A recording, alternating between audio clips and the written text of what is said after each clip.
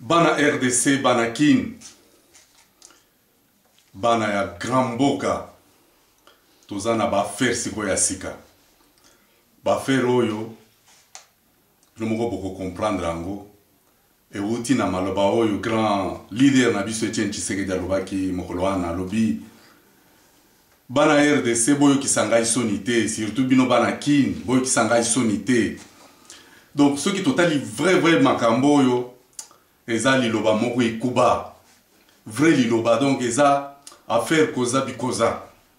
Na ba affaire oyo esengeli soki boyoki grand leader Etienne Tshisekedi azoloba ndenge wana bino moko boyebi ke azaka na maloba moko ya ki prophétie. Donc il faut beaucoup comprendre ango bien. Ya chichi alobi boyo kisanga isonité. Donc affaire wana ceux qui totali ango malamu très bien malamu to comprendre vraiment makambo ebele. Donc to comprendre nini bomoni ke mboka na biso eza babitumba à gauche à droite ba mia eleki na mboka. Donc banzungu ezoko croire lisusu te ba pasteur bazo prier pour banzungu recevoir banzungu donc moyen tezo reçoit te ba kopa misala eza lisusu te nini bato bakomi kokonda. Donc on dirait que mboka mobimbe komi na bato ya SS. Donc maloba oyo ya grand leader Etienne Tshisekedi alobi eza ba makambo wana il faut vraiment to comprendre ngo malamu soki alobi mokolo wana le 24 avril bo décevoir ngai te bo kisanga soni te. Donc eza makambo mingi eza kuna na kati ya se ya nzungu. Bana RDC bana kin boyebi que grand leader na biso tomona ye denga banda mosala na ye ya politique surtout na ba te ya génération na ngai. Donc ba tango banda bakamona makambo ya baponga biwana tozaki na ba 1988.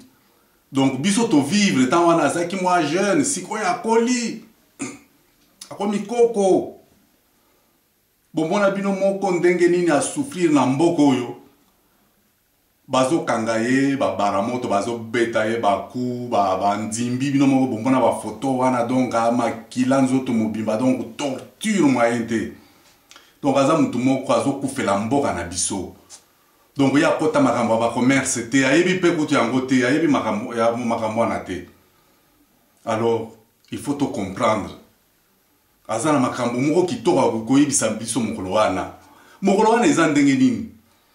Mokolo wana biso to sengi to kende na tata Raphaël te.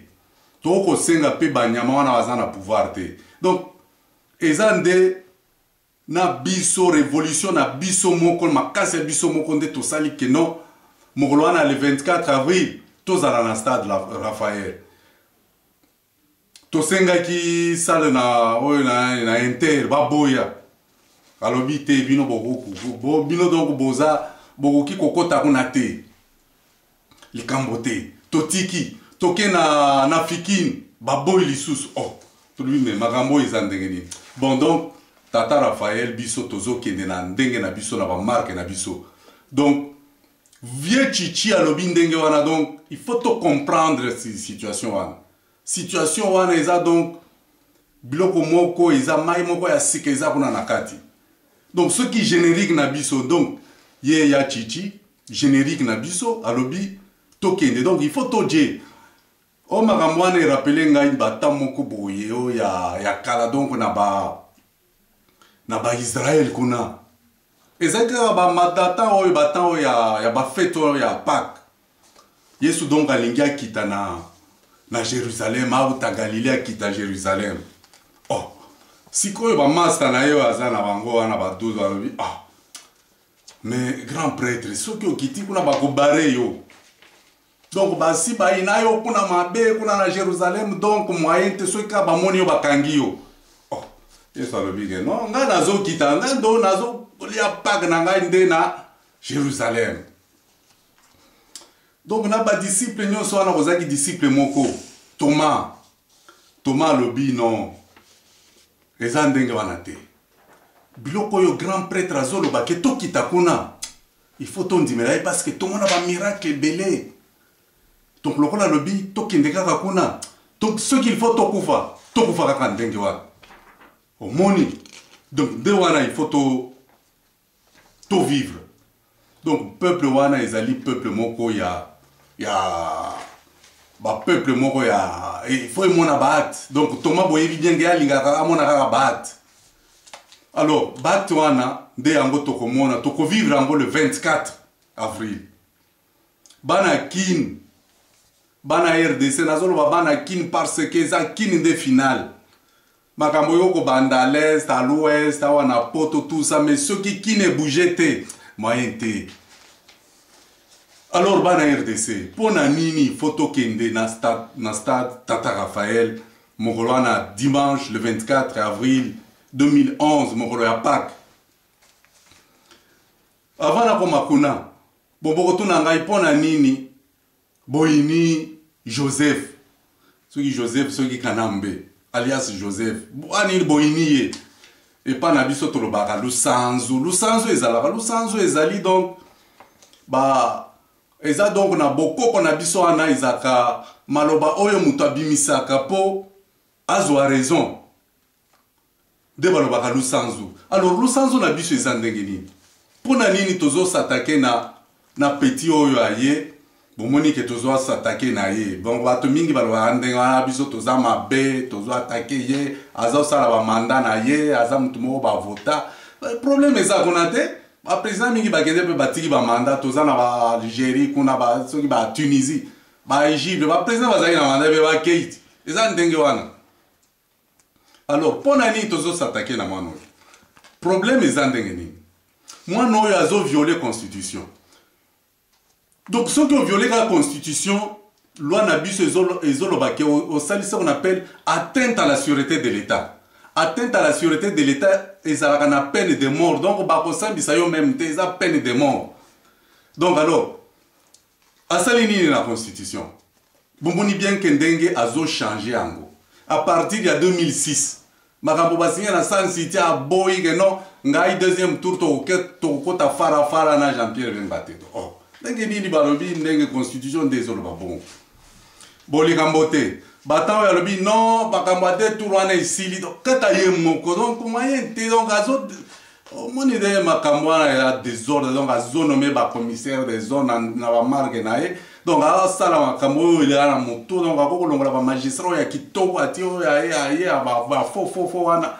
Donc, Balobi expose à la chef de l'État, donc il faut poser à la militaire, bon, il y a un général, et puis lui, chef de l'État, peut aller comité à l'issous.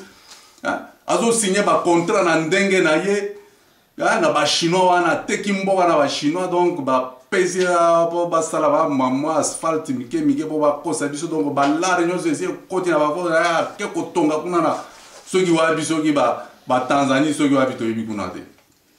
Un faux type. Azo koti sa Rwanda parlement paye bien côté. Ba yebi sa ye boya non yo za mabe donc eza au moins ba désordre wana donc bisoto kokokota na ba fitiling wana te. Ye asala ba fitiling na ye na bato na ye na ba malanda ngulu na ye. Donc a baby simboka ye ko pesa biso ba boule moko mabe. Ba boule vrai mabe. Tipo na baby simboka hein pota la même ba pasteur ba komi comment on a donc panier donc ezolo ba lisusu te donc ba nya ekoti pe na ba panier donc moyen te hein ba professeur d'université ba nzungu ezoto ga lisusu te hein ba intellectuel bino botanga vrai kotanga makambo ezotambola lisusu te à cause ya nani zoba moko bo mwana moko boy eza bien te pesa biso moko bakanda moko boy hein ti bwana si abare soki tata na soki nana abare donc bato mosusu nde faut bafuta bakota donc ba prison hein continue asaleni azui continue atie kuna mais bawe bazoboma ba chebe ya batomine na mayele eza yite abonga bare bango mais ye moko afandi kaka pembeni bazo couvrir ya tia ba mususu omoni ke mwana ala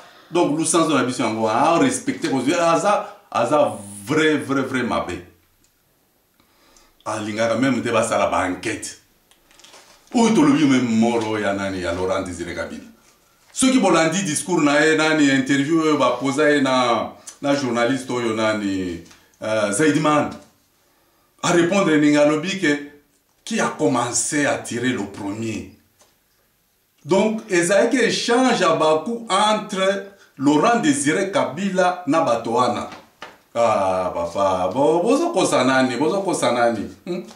Bo arranger kaka babal moko boye boti makila ezate nini te munene wa ya Laurent Désiré Kabila wana donc la moi makila kaka mike bozo la kisa banani.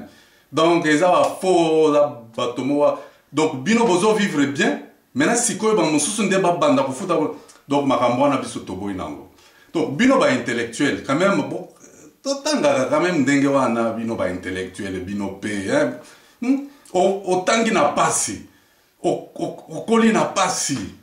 Oboti bana na pasi ndako po futa moyen te. Donc otangi donc kotanga wana komi a faux komi kotamuna na basapato moko etengama donc tabino moko hein bino ba intellectuel botelema hein tala tomoni toza par exemple na ba Guillaume Soro baza ba étudiant lokola binoti ba Guillaume Soro baza bana mike tala siko ba faire bazo sala bon koza ba mususu banani ba syndicaliste lokola ba Lola da Silva hein bomoni auti kaka kuna donc aza syndicaliste amatika mbala moko ba Obama wana ndani ayebaki Obama simple kaka avocat moko boye aotambola pe andenga mais la première président mais bino ba étude wana butanga eke wapi hein nani ndeko nanga yoyo nani bokechu ibisaka bino te bokechu a lobby bokechu azolela ayimbi ba musique bozo comprendre te a côté na ba youtube bazo ibisa bozo comprendre te mais bolingi na ibisa bino donc le 24 avril oyo esengeli makambo wana ici là makambo wana vraiment il faut ici là parce que il faut to kota na ba makambo moko ya sika le 24 avril en tout cas mutuala la te makambo mosusu ba ndeko na ngai na okoyebisa na bana kine bana RDC eza makambo moko bon na okoyebisa bino parce que bo comprendre te pe bo mona ke eza solo te donc eza ba faire moko ba salika ka moi enlèvement bon na okoyeba te soki eza enlèvement mais eza camarade moko tozaki na ye omoni kaka na bamboko oyo bato bazoloba ba minobo mosusu donc oyo kokutana kaka na camarade na yo aloba français donc omoni kaka ke ya ndeko na nga bon à se présenter dans la Suisse, ah bien, on se plairait dans la Suisse, à Genève, à droit de l'homme, donc une semaine après, bon, tout ça, non, mon frère il faut qu'il y ait bon, nazo voyager, ou accompagner ngai, tozo qui était le lobby tozo zone. Ah non, le problème est ça, tu es mon ami, nous partons. Comme Tomatine a jet na ezaki moi 12 places wana tozaki kuna 6 personnes donc ezaki même baptisé. To komi quelque part to kiti to koti hôtel moko donc to salaki 2 heures à peu près 2h30 ya marche donc on a habité ceux qui tozaki na Suisse ceux qui ba tozaki ba Hollande ceux qui ba mboka nini wana mais tozaki na Suède te. To komi kuna to koti na hôtel wana na moni kaka ba bilongi mosusu bon na moni kaka bato nyonso baloba français bon à un certain moment na moni kaka ba noir moko bakoti bon tozaki à peu près 9 personnes autour de la table oh nga na moni moi c'est na est-ce que bazopesa nde biloko ya kolia dans la voyage non donc tofandi na biso kaka ndenge wana après